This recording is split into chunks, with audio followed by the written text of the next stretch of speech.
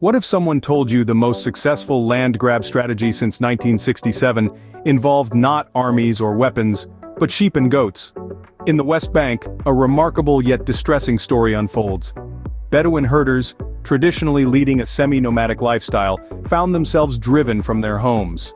The perpetrators? Radical Israeli settlers employing a strategy as cunning as it is devastating.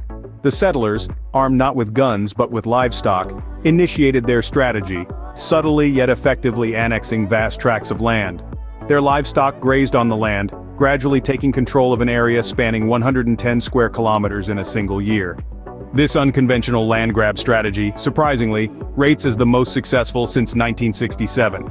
For the Bedouin herders, the consequences were dire. They suffered displacement, a consequence that many view as a major obstacle to achieving lasting peace in the region. The settlers' strategy didn't stop at the land grab. It escalated to violence and intimidation, leading to a climate of fear among the herders. Some villages were virtually besieged by settlers, their inhabitants living in constant dread. The United Nations didn't turn a blind eye to these events. They noted the impact on the herders' livelihoods could potentially amount to a war crime. Yet, despite this international condemnation, the Israeli authorities came under criticism for their seeming lack of action in response to the settler violence. And so, the herders wait. They wait for the day they can return to their homes and resume their traditional way of life. They wait for the day when sheep and goats are just animals again, not tools of land acquisition and displacement.